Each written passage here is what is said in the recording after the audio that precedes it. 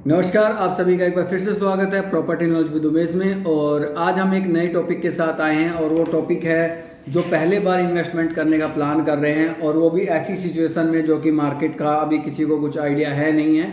तो उसके लिए हम ये स्पेशल वीडियो बना रहे हैं। तो आज मेरे साथ हुआ ये, क्योंकि दो तीन लोगों का फ़ोन आया तो उनको मेरे को लगा कि हाँ नहीं बिल्कुल करेक्ट, उनके पॉइंट बिल्कुल करेक्ट थे। तो वो हमेशा ध्यान रखिए। सबसे पहले तो आपको एक कंसल्टेंट, बिल्कुल परफेक्ट कंसल्टेंट आपको चुनना होगा और वो डिसाइड कोई और नहीं करेगा, वो सिर्फ आप करोगे।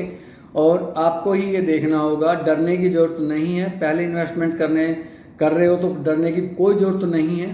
सेफ इन्वेस्टमेंट करें तो वो पॉइंट आपके इंपॉर्टेंट है जो मैं बता रहा हूँ। तो नंबर 1 पॉइंट आता है कंसल्टेंट। वो कंसल्टेंट को आप कैसे उसको पहचान सकते हैं?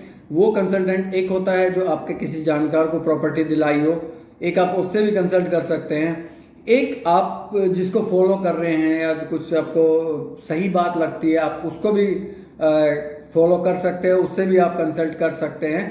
और 2 या 3 लोग आपके लिए सफिशिएंट है। नंबर 2 कि आपको जो रियल इन्वेस्टमेंट है वो अपने एरिया में ही देखे। अपने एरिया इन सेंस के जैसे दिल्ली एनसीआर है तो दिल्ली एनसीआर में ही फोकस करें। ज़्यादा दूर किसी बुरी लालच में ना फंसकर ज़्यादा दूर आप उसको ना करें, ताकि आपको हर चीज़ का आइडिया हो। और कोशिश करें कि कोई उस एरिया में आपका कोई ना कोई रिलेटिव रहता हो, मतलब 20-30 किलोमीटर में अगर कोई आपका रिलेटिव रहता हो तो उसको नॉलेज होती है। वो चीज़ें ज़रूर ध्यान रखें। और आप गोवा या मुंबई या अयोध्या या गुजरात या राजस्थान ऐसी कोई जगह ना देखें जहां आपको बिल्कुल आइडिया ही ना हो, क्योंकि हर एक जगह का रूल रेगुलेशन बिल्कुल अलग होता है। तो एक वो पॉइंट आपके लिए बहुत इंपॉर्टेंट है। तीसरा जो इंपॉर्टेंट पॉइंट है वो है बिल्डर लॉबी। बिल्डर आपको सेलेक्ट करना होगा, लेकिन ये बात भी सही है कि बड़े बिल्डरों की जो चीज़ है वो बहुत महंगी आती है। तो वो आपको मैं उसको सही इन्वेस्टमेंट नहीं भी कहूँगा। पहले आप छोटी इन्वेस्टमेंट रखें, जैसे कि आपका लगभग 1-1.5 करोड़ 2 करोड़ तक के आपका सफिशियंट है, तो वो आप रखें। तो अच्छे बिल्डरों की चीज़ पे जाए और रीसेल की चीज़ें ना लें, क्योंकि इन्वेस्टमेंट कभी रीसेल में नहीं होती है। पहले प्राइस में ही परचेज करने का प्लान करें। सबसे इंपॉर्टेंट पॉइंट है पहले प्राइस में। हालांकि बाद में भी रेट अप्रिशिएट होता है, लेकिन जो पहले प्राइस में जो रेट अप्रिशिएट होगा वो आपको दूसरे प्राइस में इतना ज़्यादा बेनिफिट नहीं मिलेगा। तो हमेशा पहला प्राइस का भी ध्यान रखें। बट इन सबसे इंपॉर्टेंट है कि आप कभी किसी फ्रॉड में ना फंस जाएं या किसी गलत लालच में आके इसमें आप ना देख ले। तो ये भी एक इम्पोर्टेंट पॉइंट है आप नोट करना कि भाई आप किसी भी ज़्यादा लालच की चीज़ों में ना पड़े। स्ट्रेट फॉरवर्ड सिंपल डील रखें आप, क्योंकि पहली इन्वेस्टमेंट आपको बहुत कुछ सिखा जाएगी।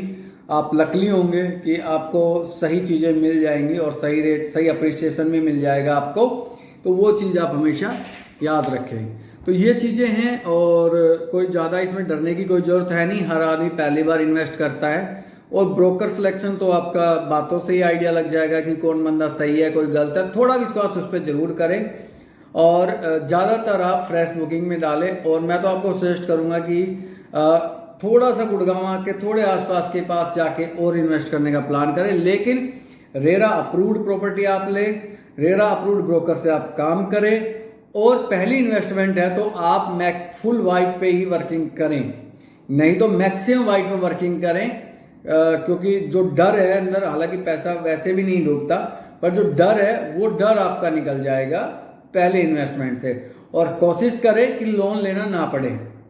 तो जितना पैसा आपके पास हो आप उस पूरी अमाउंट की, ऐसा नहीं है आपका 30% पेमेंट है तो वो लगा दें, नहीं, वो आपकी गलत इन्वेस्टमेंट हो जाएगी, उसमें पैसा डूबेगा चांसेस ज़्यादा। जो अब आप सुन भी रहे होगे कि यार मेरी प्रॉपर्टी रीसेल नहीं हो रही, मेरा ये नहीं हो रहा, वो नहीं हो रहा, तो वो भी एक उस चीज़ से भी आप बचे। और एक इम्पॉर्टेंट है कि पार्टनरशिप से आप जरूर बचें। कि आप, हालांकि आप बिल्कुल क्लोज फ्रेंड है या रिलेटिव है तो अलग बात है, अदरवाइज अननोन आदमी को मिलके है ना, अभी स्टार्टिंग में ऐसा गेम ना खेलें जो आपको पैनिक कर दे, आपको बीपी हाई कर दे। वो चीज़ों से बचना है। पीसफुल आपको इन्वेस्टमेंट करनी है। और इसी के साथ आप इस वीडियो को अब यही एंड करते हैं। और हाँ, रही आपकी लोन वाली प्रॉपर्टी, तो लोन आप ले सकते हो बट कोशिश करें, मैं ये नहीं कह रहा कि लोन लेना ही नहीं है, लोन भी लीजिए, बट कोशिश करें ना लेना पड़े।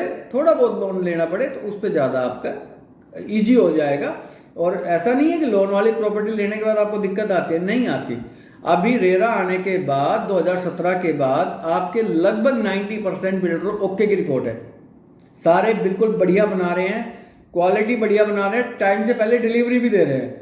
हाँ 10% हैं, जैसे मायरा होम्स है, जैसे वो फंस गया, रहेजा के कुछ प्रोजेक्ट फंस जाते हैं, और हाई राइज में दिक्कत आती है। प्लॉटिंग में तो मेरे को लग नहीं रहा कोई ज़्यादा प्रॉब्लम आएगी, और क्योंकि रेरा अप्रूव्ड प्रोजेक्ट पे ऐसी प्रॉब्लम है नहीं। तो इसी के साथ बस ये छोटे छोटे टिप्स है, नोटिस से नोट करें।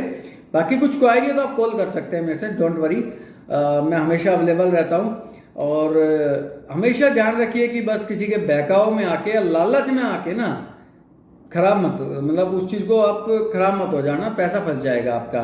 तो इसलिए हमेशा ध्यान रखें। तो बस इसी के साथ वीडियो का यही एंड करते हैं, ज़्यादा बड़ी वीडियो नहीं बनाते।